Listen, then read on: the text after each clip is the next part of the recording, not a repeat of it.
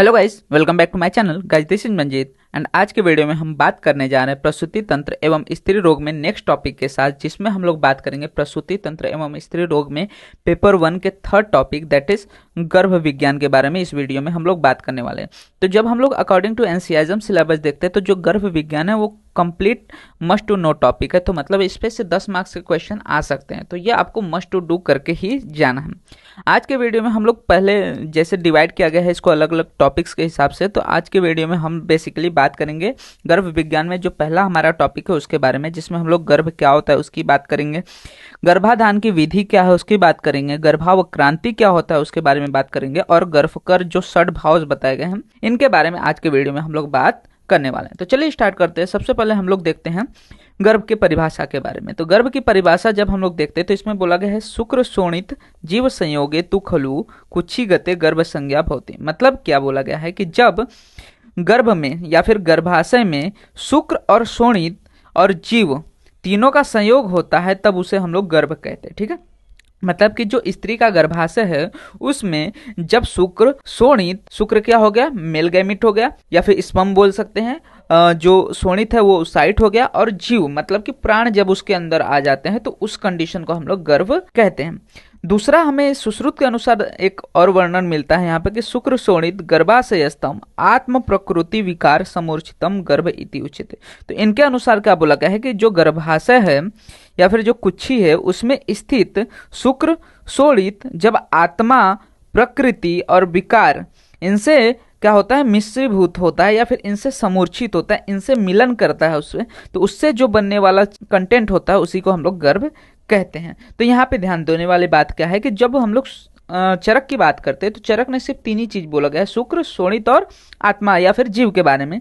लेकिन जब हम लोग सुश्रुत की बात करते हैं तो सुश्रुत ने शुक्र शोणित और आत्मा के अतिरिक्त यहाँ पे प्रकृति और विकार या फिर विकृति के बात की है, जिसमें अष्ट प्रकृति और 16 विकार हम लोग ने जो फर्स्ट ईयर में पढ़े थे इन सभी का जब मेल होता है तो उससे बनने वाले को गर्भ की संज्ञा दी गई है। तो ये हो गया हमारा गर्भ के परिभाषा के बारे में कि शुक्र शोणित जीव संयोगे तो खलु कुक्षी गते गर्भ संज्ञा भवति। तो इसमें से कोई भी आप एक श्लोक कर सकते हो, इंपॉर्टेंट नहीं है, आप लिख भी सकते हो बिना श्लोक के, लेकिन अगर कर लो ऑफकोर्स एग्जामिनर पे अच्छा प्रभाव पड़ेगा। इसके बाद दूसरा हमारा इसी टॉपिक में आता है दैट इज गर्भाधान की विधि। गर्भाधान मतलब होता क्या है इसके बारे में पहले देख लेते हैं। तो बोला गया कि गर्भ का गर्भाशय में अवस्थित होना गर्भाधान कहलाता है।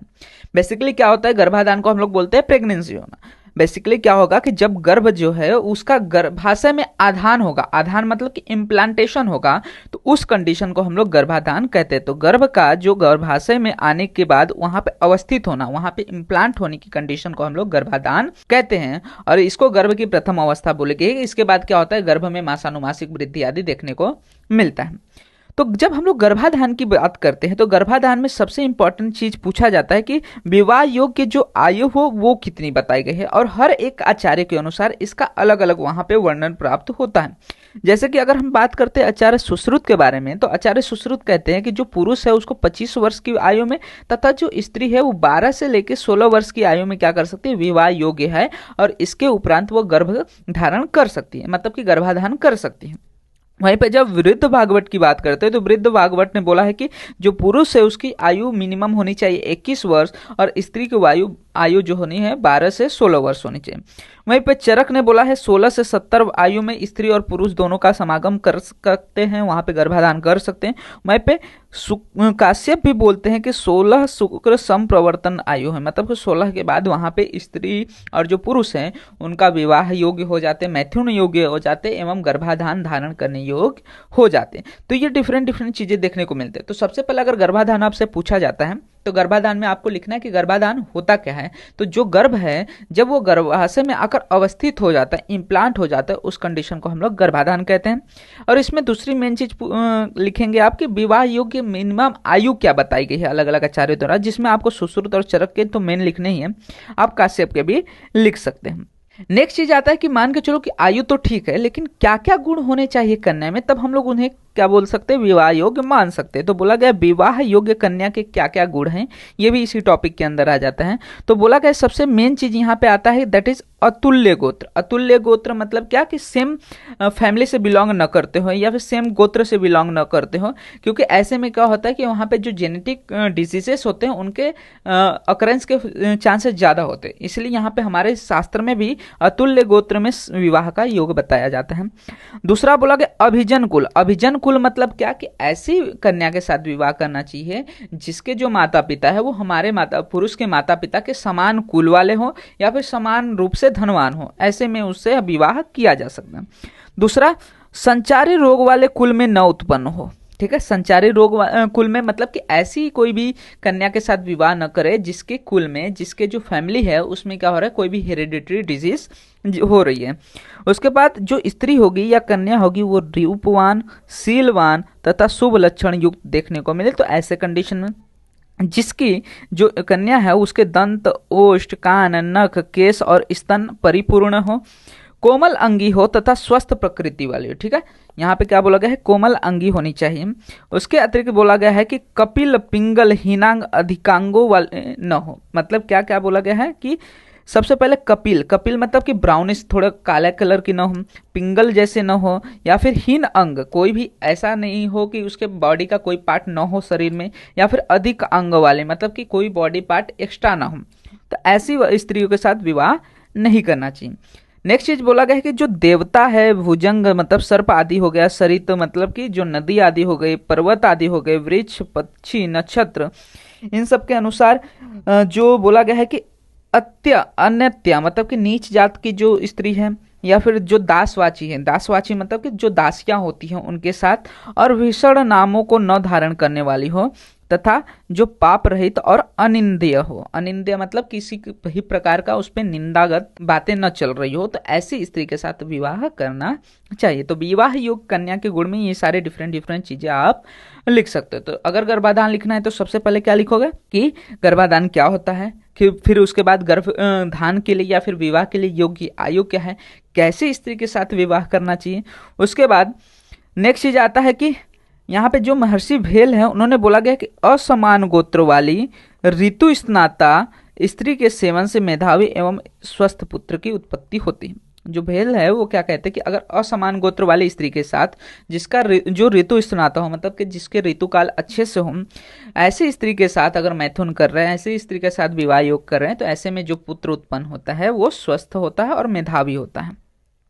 नेक्स्ट चीज आते हैं कि संपूर्ण वीर एवं संतान उत्पत्ति हेतु क्या आयु होनी चाहिए। ठीक है, तो वही सेम चीज जो हम लोग यहाँ पे विवाह योग देख रहे थे वही सेम आप डाल सकते हो। वही सेम चीज ही बताया गया है कि संपूर्ण वीर युग मतलब कि किस उम्र में जो पुरुष और स्त्री है वो गर्भधारण के लिए वहां पे या फिर मैथुन कर्म के लिए उत्तम बताए जा सकते हैं। तो सुश्रुत ने बोला है कि पुरुष की आयु 25 वर्ष, स्त्री की आयु, तो मतलब यहाँ पे सभी ने, सुश्रुत, वाग्भट, वृद्ध, वाग्भट, सबने 25 वर्ष और 16 वर्ष की आयु को यहाँ पे ज्यादातर महत्व दिया है। बोला गया है 16 वर्ष से कम आयु वाली कन्या में यदि 25 वर्ष से कम आयु वाला पुरुष गर्भाधान करता है तो वह गर्भकुक्षी में ही मर जाता है। ठीक है, तो क्या बोला गया है कि अगर कोई स्त्री जो कि 16 वर्ष से कम आयु की है और कोई अगर पुरुष है जो कि 25 वर्ष से कम आयु, ऐसे में वो अगर गर्भाधान करता है तो ऐसे गर्भ है वो कुक्षी में ही मर जाता है। और अगर मान के चलो बालक मरा नहीं और उत्पन्न हो गया तो ऐसे में वो बहुत दिनों तक जीवित नहीं रहता, और अगर जीवित रहा भी तो दुर्बलेंद्रिय होता है, मतलब कि क्या होता है उसका शरीर उतना हष्ट पुष्ट नहीं रहता। अतः अति बाला में गर्भाधान नहीं करना चाहिए, इसलिए 16 वर्ष से कम आयु वाले स्त्री में गर्भाधान नहीं होना चाहिए, ऐसा माना जाता है। उसके बाद बोला गया है कि उसी प्रकार मान के चलो ये तो हो गया अति बाला की बात की, मतलब बहुत ज्यादा कम उम्र वाली स्त्री हो गई। तो वहीं पे बोला गया कि अगर अति वृद्धा है तो उसमें भी गर्भाधान नहीं करना चाहिए। इसी प्रकार विज्ञान ने गर्भ का कुक्षी में विनाश अथवा जीवित रहने पर अल्प आयु या फिर अल्प बल या फिर अल्प आरोग्य या फिर विकलेंद्रिय वाला बालक होना बताया। मतलब कि दोनों कंडीशन में, चाहे वो अति बाला हो या फिर अति वृद्धा, दोनों कंडीशन में गर्भाधान नहीं होना चाहिए। नेक्स्ट चीज बोला गया है कि वाग्भट के मत से न्यून आयु में मैथुन करने से उत्पन्न संतान जो होगी रोगी होगी, अल्प आयु की हो सकती है, या फिर अंधी हो सकती है, या फिर गर्भ ही नहीं रुकेगा, मतलब कि उसका गर्भपात हो जाएगा। तो ये सारी कंडीशन हमें देखने को मिल सकती है। नेक्स्ट चीज आता है, बोला गया है यहाँ पे सामान्य मैथुन की स्थिति। ठीक है, गर्भाधान में नेक्स्ट चीज क्या हमें देखने को मिलता है कि किस स्थिति में बेसिकली मैथुन करना चाहिए जिससे अच्छा बालक का उत्पत्ति वहां पे हो सके। तो बोला गया है कि आचार्य चरक एवं वृद्ध भागवत ने स्त्री को उत्तान लेटकर मैथुन करने का निर्देश दिया। ठीक है, मतलब कि स्त्री जो होनी चाहिए वो सुपाइन पोजीशन में लेटी होनी चाहिए, ऐसी कंडीशन में हो उसको मैथुन करने का यहाँ पे जो वर्णन है वो प्राप्त होता है चरक और भागवत द्वारा। बोला गया है स्त्री को बीज ग्रहण के लिए उत्तान लेटकर मैथुन करना चाहिए, इससे सभी दोष अपने स्थान पर स्थित रहते हैं। ठीक है, मतलब कि अगर उसे मेधावी यशस्वी पुत्र चाहिए जो कि किसी भी तरह से कोई रोगग्रस्त न हो, तो ऐसे कंडीशन में जो स्त्री है उसको उत्तान लेटकर ही मैथुन कर्म में प्रलिप्त होना चाहिए। इसके अतिरिक्त बोला गया है कि कौन कौन सी स्थितियां हैं जिसमें मैथुन करने से क्या क्या होता है। तो बोला गया कि अगर स्त्री जो है ये न्यूब्ज स्थिति में क्या कर रही है, वहां पे मैथुन कर रही है, तो ऐसे में न्यूब्ज स्थिति में वात दोष के बलवान होने के कारण योनि में पीड़ा या फिर रूजा देखने को मिलेगी। वहीं पे बोला गया कि अगर वाम पार्श्व मतलब कि लेफ्ट लेटरल पोजीशन में अगर वो मैथुन कर्म कर रही है, तो ऐसे कंडीशन में पित्त बलवान होने की वजह से रक्त एवं शुक्र जो होता है वहां से निष्कासित हो सकता है। और वहीं पे दक्षिण और पार्श्व स्थिति में मतलब कि राइट लेटरल पोजीशन में वहां पे वो मैथुन कर्म में प्रलिप्त हो रही है, तो उसमें कफ दोष बलवान रहता है। ऐसे में कफ के द्वारा गर्भाशय का मुख कैसा हो जाता है, बंद हो जाता है। तो इन तीनों कंडीशन में जो है क्या होता है, वहां पे अच्छे से पुत्र की उत्पत्ति नहीं हो पाती, या तो पुत्र उत्पन्न होगा या नहीं होगा, या फिर अगर उत्पन्न हुआ भी तो अल्प वायु वाला हो सकता है या फिर अल्प बल वाला हो सकता है। तो गर्भाधान विधि में ये सारी चीजें आपको लिखनी है कि गर्भाधान होता क्या है, गर्भाधान के लिए आयु श्रेष्ठ आयु क्या है, गर्भाधान के लिए जो कन्या है उसके क्या क्या गुण होने चाहिए, ये सभी चीजें आपको गर्भाधान में लिखना होगा। नेक्स्ट चीज हम लोग देखते हैं यहाँ पे गर्भाव क्रांति। ठीक है, हमारा जो ये पहला टॉपिक है उसके अंदर थर्ड चीज क्या आती है, गर्भाव क्रांति के बारे में देखते हैं। तो गर्भाव क्रांति क्या होता है, बोला गया आचार्य चरक अनुसार जब अदुष्ट या फिर शुद्ध शुक्र वाला पुरुष अदुष्ट या फिर शुद्ध योनि आर्त और गर्भाशय वाले स्त्री से ऋतुकाल में संसर्ग करता है, तब गर्भाशय में शुक्र शोणित के संयोग होने पर क्रियाशील मन के साथ होने से जीवात्मा गर्भ में प्रवेश करते हैं। ठीक है, जब क्या बोला गया है कि जो पुरुष है वो शुद्ध शुक्र वाला पुरुष या फिर अदुष्ट मतलब कि शुद्ध शुक्र वाला पुरुष शुद्ध योनि शुद्ध आर्त और शुद्ध गर्भाशय वाले स्त्री के साथ जब वो ऋतु काल में संसर्ग करता है, मैथुन कर्म करता है, तो ऐसे कंडीशन में बोला गया है कि गर्भ अच्छे से ठहरता है। ठीक है, ये बोला गया है।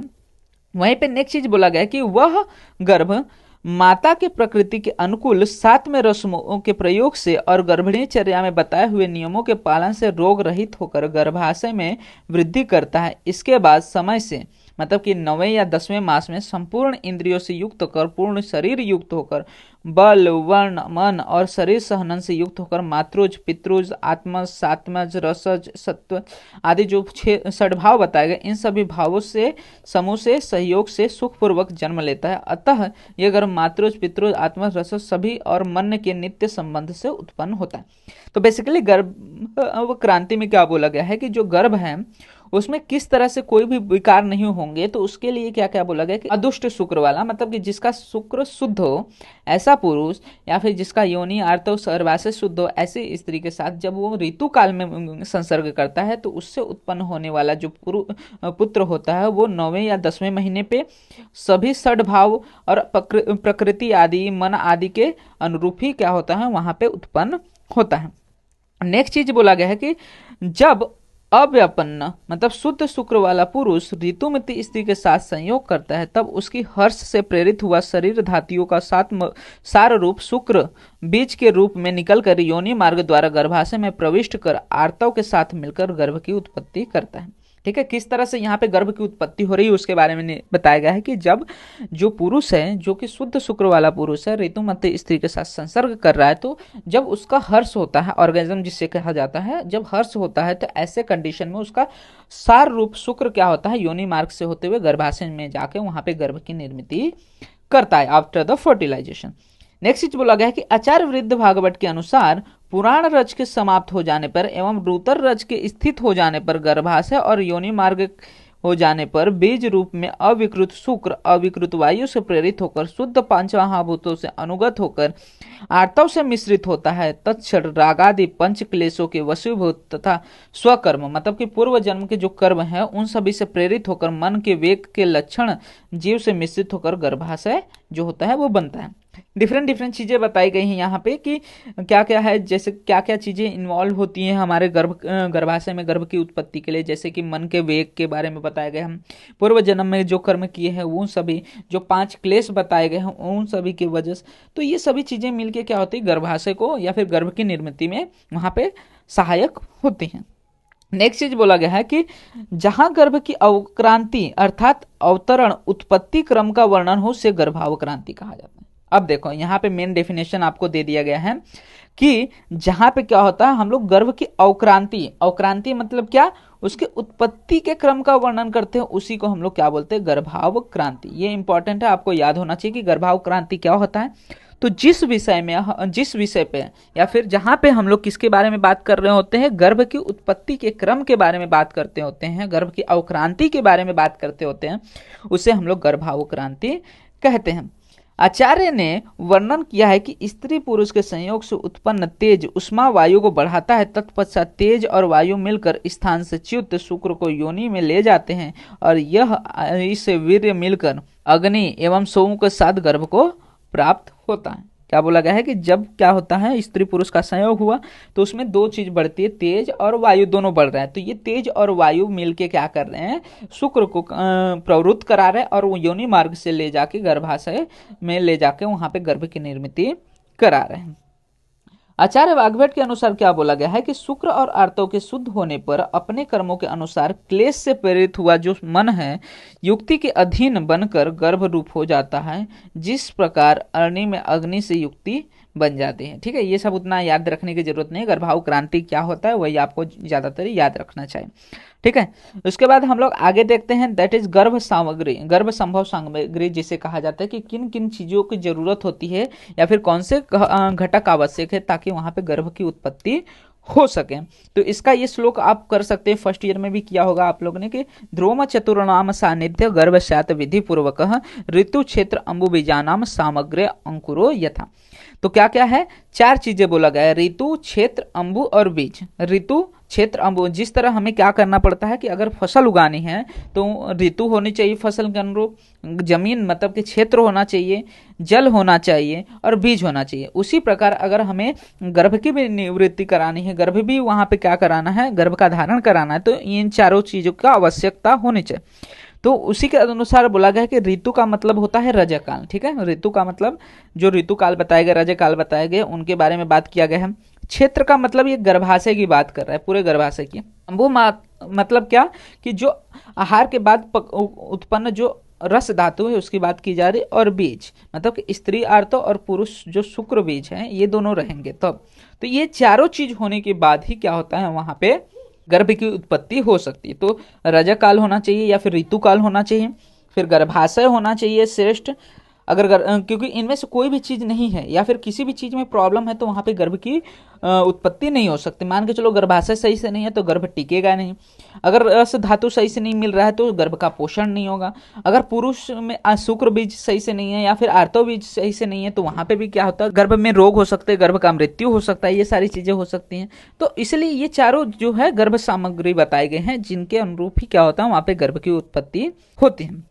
अब गर्भावक्रांति में एक और मेन चीज आता है कि गर्भ की जो गर्भ धारण कर रहे हैं उसमें स्त्री या पुरुष प्राप्ति हेतु किस दिन मैथुन करना चाहिए। ठीक है, तो इसमें बोला गया पुत्र या फिर पुत्री की प्राप्ति हेतु मैथुन दिवस। ठीक है, तो चरक ने क्या बोला गया है कि युग्म दिवस में अगर मैथुन कर रहे हैं तो वहां पे पुत्र की उत्पत्ति होती है और अयुग्म दिवस में मैथुन कर रहे हैं तो पुत्री की उत्पत्ति होती है। ठीक है, चरक के अनुसार क्या है, जो युग्म दिवस है, युग्म मतलब क्या है, इवेंट डेज है, और अयुग्म मतलब क्या कि अनइवेंट डेज है या फिर ऑड डेज जो है, उस दिन अगर मैथुन कर रहे हैं तो पुत्री की उत्पत्ति होगी, और अगर इवेंट डेज पे मैथुन कर रहे हैं तो वहां पे पुत्र की उत्पत्ति होगी। सेम चीज सुश्रुत ने भी बोली गई है कि 4, 6, 8वें, 10वें या 12वें दिन पे मैथुन कर रहे हैं तो वहां पे पुरुष की या पुत्र की प्रवृत्ति होगी, या फिर 5, 7, 9 या 11वें दिन पे हम लोग क्या कर रहे हैं, मैथुन कर रहे हैं तो वहां पे पुत्र की। वहीं पे बोला गया है त्रयोदशी को भी निंदित है, मतलब कि त्रयोदश 13वें दिन पे कर रहे हैं तो वहां पे निंदित बोला गया है। ठीक है, फिर वृद्ध भागवत के अनुसार भी सेम ही है, 8, 10 या 12वें दिन पे करने पे पुत्र की प्राप्ति होगी, 5, 7, 9, 11वें दिन पे करने पे वहां पे स्त्री की प्राप्ति होगी। 11वें और 12वें दिन पे ये बोले हैं कि भागवत ने, कि वृद्ध भागवत ने, कि 11वें और अगर 12वें दिन पे क्या कर रहे हैं, वहां पे मैथुन कर रहे हैं तो वहां पे नपुंसक की उत्पत्ति हो सकती। तो ये सारी चीजें देखने को मिलती हैं। यहाँ पे मेन आपको यही दो याद कर सकते हैं, या फिर चरक का ही मेन याद कर सकते हैं कि अगर पुरुष की प्राप्ति चाहिए तो हमें कौन से युग्म दिनों में मैथुन करना चाहिए, और अगर हमें पुत्री की प्राप्ति चाहिए तो ऐसे कंडीशन में अयुग्म दिनों पे वहां पे हम लोग मैथुन कर सकते हैं। आगे देखते हैं युग्म अयुग्म आदि दिवसों संभोग से पुत्र पुत्री की उत्पत्ति का कारण। ठीक है, यहाँ पे तो उन्होंने बता दिया कि युग्म दिवस पे कर रहे हैं तो पुत्र की प्राप्ति हो रही है, अयुग्म पे कर रहे हैं तो पुत्र, लेकिन क्यों हो रहा है ऐसा, उसके बारे में देख लेते हैं। तो बोला गया है कि जो आचार्य वृद्ध भागवत है उनके अनुसार युग्म रात्रियों में स्त्री में आर्तव अल्प रहता है, इसलिए पुत्र की उत्पत्ति, अथा अयुग्म रात्रियों में आर्तव की अधिकता रहती, अतः पुत्री की प्राप्ति होती। ठीक है, आचार्य वृद्ध भागवत क्या कहते हैं कि देखो यहाँ पे एक क्या है, स्पर्म है और एक ओवम है, जिसको शुक्र है या फिर रज आर्दव जो है। तो अगर शुक्र ज्यादा प्रबल रहेगा तो उससे किसकी उत्पत्ति होगी, पुत्र की, और अगर आर्तव ज्यादा प्रबल रहेगा तो उससे किसकी उत्पत्ति होगी, स्त्री की या फिर पुत्री की। तो यहाँ पे बोला गया है कि जो युग में दिन रहते हैं उसमें क्या होता है कि आर्तव अल्प रहता है। अब आर्तव अल्प है तो कौन प्रबल हो गया, शुक्र। तो ऐसे कंडीशन में वहां पे पुत्र की प्राप्ति होती है। वहीं पे अयुग्म रात्रियों में आर्तव की अधिकता रहती है, और अगर आर्तव अधिक है तो कौन कमजोर हो गया वहां पे, शुक्र। तो आर्तव की प्रधानता होने के कारण पुत्री की उत्पत्ति होती है। अब नेक्स्ट चीज बोला गया कि यदि कभी आहार की उत्तमता के कारण पुरुष में अयुग्म दिनों में भी शुक्र की अधिकता हो जाए तो पुत्र उत्पन्न होगा, और वह स्त्री आकृति वाला, दुर्बल अथवा हीन अंगों वाला होगा, तथा युग्म दिनों में शुक्र की न्यूनता हो तो कन्या उत्पन्न होगी जो पुरुषाकृति वाली होगी, दुर्बल एवं हीन अंगों वाले होगी। यहाँ पे देखो बहुत इंपॉर्टेंट चीज बताया गया कि मान के चलो वो क्या कर रहा है, अयुग्म दिनों में, ठीक है, अयुग्म दिन में भी क्या कर रहा है, जो पुरुष है वो मैथुन कर्म कर रहा है, तो ऐसे में क्या उत्पन्न होना चाहिए था, पुत्री, क्योंकि उस समय कौन प्रबल होता है, आर्तव। लेकिन मान के चलो किसी कारण से क्या हो रहा है कि जो पुरुष है कुछ ऐसा आहार विहार कर रहा है जिससे उसकी शुक्र जो है वो अधिक हो जाए। अब होना तो चाहिए तो वहां पे पुत्री, लेकिन पुत्र उत्पन्न हो जा रहा है, लेकिन ये जो पुत्र उत्पन्न होगा वो स्त्री की आकृति वाला होगा या फिर दुर्बल होगा या फिर हीन अंगों वाला होगा, ऐसा बोला गया है। वहीं पे युग में दिनों पे क्या होना चाहिए था, युग में दिनों पे होना चाहिए था कि जो शुक्र है वो प्रबल होना चाहिए था, लेकिन किसी कारण से मान के चलो किसी आहार विहार के कारण युग में दिनों पे शुक्र की न्यूनता हो जा रही है और आर्तव प्रबल हो जा रहा है। तो ऐसे कंडीशन में क्या हो जाएगा कि जो गर्भ होगा वो तो पुत्री रहेगी, लेकिन क्या बोला गया है कि न्यूनता हो जाए तो कन्या उत्पन्न होगी। क्या उत्पन्न होगी, कन्या होगी, लेकिन वो कैसी होगी, पुरुष की आकृति वाली होगी, दुर्बल होगी और हीन अंगों वाली होगी। तो एकदम अपोजिट चीजें हैं, ये आपको ध्यान रखना है, बहुत इंपॉर्टेंट है, ये दोनों चीज इंपॉर्टेंट है। पहले तो ये आपको पता होना चाहिए कि मैथुन दिवस क्या क्या है। अगर युग्म दिवस पे कर रहे हैं तो पुत्र उत्पत्ति, अयुग्म दिवस पे कर रहे हैं तो पुत्री। क्यों हो रहा है, तो युग्म दिवस पे क्या होता है, आर्तव अल्पता रहती है इसलिए पुत्र की उत्पत्ति हो रही है, और अयुग्म दिवस पे आर्तव की अधिकता होने की वजह से पुत्री की उत्पत्ति हो रही है। नेक्स्ट चीज बोला गया है कि आचार्य डलनर ने शुक्र बाहुल से पुरुष तथा आर्तव बाहुल से स्त्री की उत्पत्ति बताई है, जो कि हम लोग ने ऑलरेडी डिस्कस कर लिया है। इसके बाद बोला गया है कि युग्म दिनों में रज अल्प होने से पुत्र प्रसव होता है, अयुग्म दिनों में रज अधिक होने से कन्या प्रसव होता है, जो कि यहाँ पे वृद्ध भागवत ने भी सेम ही चीज बोला गया है। भोज क्या बोलते हैं कि युग्म दिवस तथा शुक्र बाहुल से पुमान मतलब कि पुरुष, अयुग्म दिवस तथा रज बाहुल से कन्या, और शुक्र शोणित में साम में से नपुंसक। मतलब कि मान के चलो शुक्र भी प्रबल है और आर्तव भी प्रबल है, दोनों प्रबल हो गए तो दोनों के लक्षण आ जाते हैं, जिसकी वजह से वहां पे किसकी उत्पत्ति हो जाती है, नपुंसक की। तो अभी तक हम लोग ने सिलेबस के अकॉर्डिंग गर्भ के बारे में पढ़ लिया, गर्भाधान के बारे में पढ़ लिया, गर्भाधान विधि क्या है, गर्भावक्रांति देख लिया। अब हम लोग बात करेंगे गर्भ षड भावस। ठीक है, क्या बात करेंगे? गर्भकर षड भावस के बारे में बात करेंगे। तो चलिए देखते हैं गर्भकर भाव में क्या बोला गया है कि इसमें दो चीज आते हैं, गर्भ के षड धातु और गर्भ के षड भाव। तो सबसे पहले षड धातु के बारे में देख लेते हैं। तो ये चरक के अनुसार बताया गया कि गर्भस्तु खलु अंतरिक्ष वायु व अग्नि तो ये भूमि विकारस चेतना अधिष्ठान भूत। ठीक है, क्या क्या बोला गया है? 5 चीजें बोला गया है। पंच महाभूत विकार समुद्रात्मको गर्भ चेतना अधिष्ठान भूत स य षष्ठो धातु वृक्त। क्या बोला गया? यही 6 मिलके क्या बनाते हैं? षड धातु पुरुष की उत्पत्ति करते। तो इसमें क्या क्या षड धातु में आते हैं? तो सबसे पहले हम लोग ने देखा ख। ख का मतलब क्या होता है? खाली जगह। खाली किसका गुण है? आकाश का। तो आकाश, वायु, अग्नि, जल और पृथ्वी, ये जो 5 महाभूत, ये 5 विकार हो गए। और जो चेतना है ये छठा। तो इन पांचों और चेतना को लेके ये जो 6 मिला के जो निर्मित होता है, इन सभी का जो आश्रयभूत है, इसी की युक्ति से पंच महाभूतों के विकार का साम्य होता है तो गर्भ चेतना का अधिष्ठान भूत होता है। अतः पंच महाभूत के साथ चेतना धातु को गर्भ जो होता है उसको षड धातु कहा गया है। तो कभी भी षड धातात्मक जो गर्भ है उसके बारे में पूछा जाए तो हमेशा याद रखिएगा कि 5 विकार और चेतना जब मिलके निर्माण करती है तो उसको हम लोग षड धात्वात्मक गर्भ कहते हैं। ठीक है, ये याद रखना चाहिए आपको। नेक्स्ट चीज आता है इसमें गर्भ के षड भाव, जो कि इंपॉर्टेंट है, तो जो कि आपने ऑलरेडी फर्स्ट ईयर में पढ़ चुके हैं कि गर्भ के षड भाव कौन कौन से होते हैं। तो बोला गया सर्वेभ्यम एवं भावेभ्य समुदितेभ्यो गर्भो अभिनिवर्तते तद्यथा मातृज पितृज आत्मज सात्मज रसतः सत्यत्व इतेभ्यो भावेभ्यो समुदितेभ्यो गर्भ संभवती। ठीक है, 5 जो 6 जो बताए गए हैं यहाँ पे भाव, वो कौन कौन से? मातृज, पितृज, आत्मज, सात्मज, रसज और सत्वज। जहां जहां पे सत्यज दिख रहा है ना, आप उसको करेक्ट कर लीजिएगा, वहां पे सत्वज है। ठीक है, तो ये 6 भाव की वजह से क्या होता है? गर्भ की उत्पत्ति बताई गई है। तो जो माता है उसके अनुसार डिफरेंट यहाँ पे बताया गया है कि मातृ से शरीर में अलग अलग चीजें उत्पन्न होती है, पिता से शरीर में अलग अलग चीजें आत्मज कुछ भाव है, कुछ सात्मज है, कुछ रसज है, कुछ सत्वज है। तो ये आपको इंपॉर्टेंट है। तो मातृ से कौन कौन से भाग बनते हैं? जो हमारे शरीर में जो भी कोमल भाग हैं वो सभी कौन से भाग बताए गए हैं? मातृज अवयव बताए गए हैं। जैसे कि त्वक हो गया, लोहित मतलब कि रक्त हो गया, मांस हो गया, मेद हो गया, नाभि, हृदय, क्लोम, यकृत, प्लीहा, वृक्क, वस्ती, पुरुष आधान, अमाशय, पक्वाशय, उत्तर गुदम, अधर गुदम, क्षुद्रांत, स्थूलांत्र, वपा और वहन। ये जो बताए गए हैं 20 भाव, ये कौन से कहलाते हैं? मातृज भाव कहलाते हैं। उसी तरह ये जो 10 भाव बताए गए हैं ये पितृज भाव कहलाते हैं, जो कि कठिन भाव होते हैं। ठीक है, मातृज भाव जो होते हैं वो सभी कैसे होते हैं? कोमल भाव होते हैं।